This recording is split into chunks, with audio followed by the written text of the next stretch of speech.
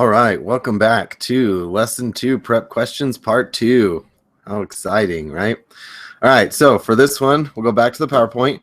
And for me this week, Part 2 was a two-parter. Funny, huh? So I had questions 1 and 7 for Part 2.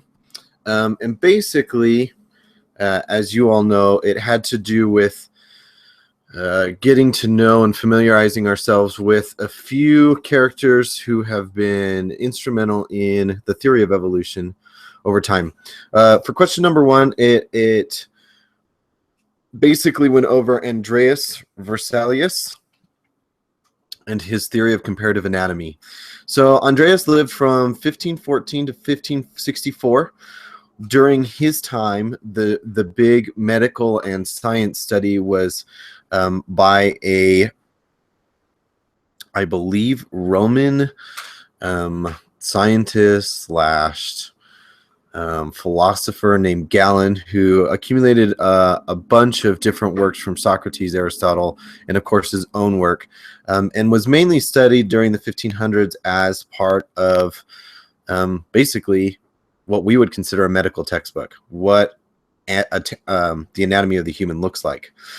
As Andreas was going through Galen's work, he realized that there were some fundamental flaws, including the length of bones tended to be off in how he had rated them.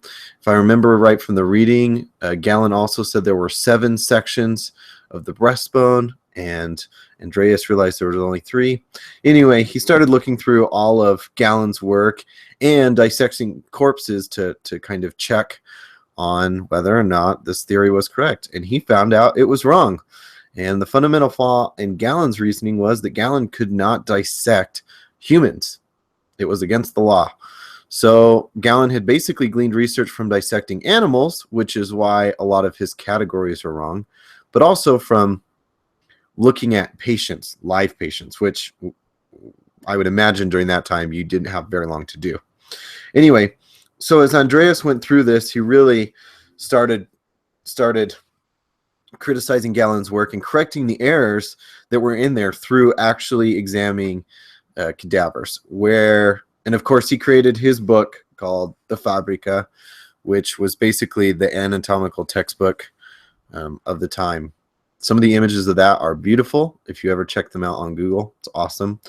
The big thing that he contributed to evolution was Galen had been studying mainly oxen and I believe macaques, which are a monkey.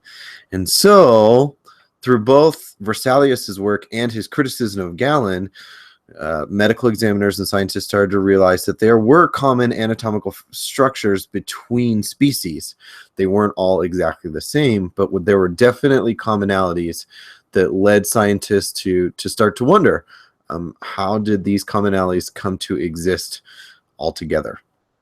And then for question number 7, I had Jean-Baptiste Lamarck, which we should be a little more familiar with. So Lamarck actually had his own theory of evolution.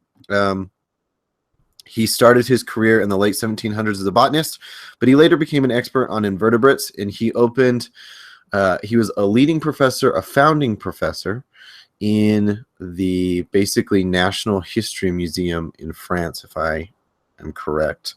In 1801, he proposed his own theory of evolution. It was different from I am blanking. It was different from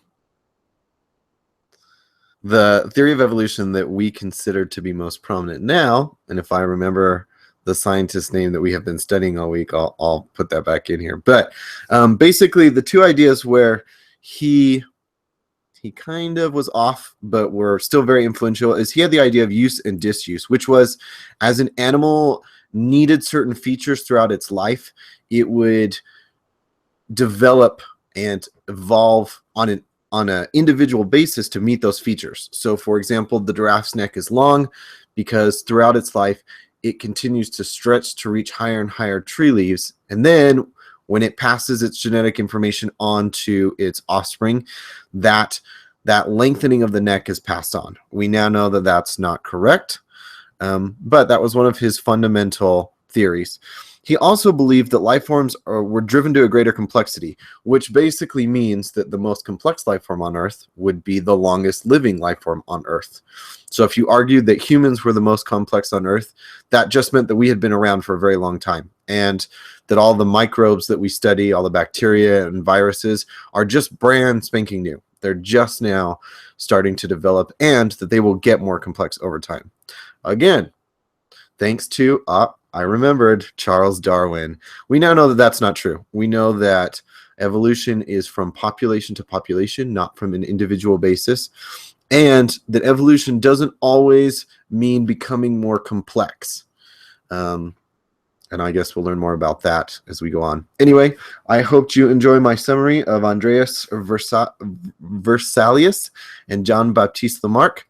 And I look forward to watching all of your streams and commenting. Have a great week.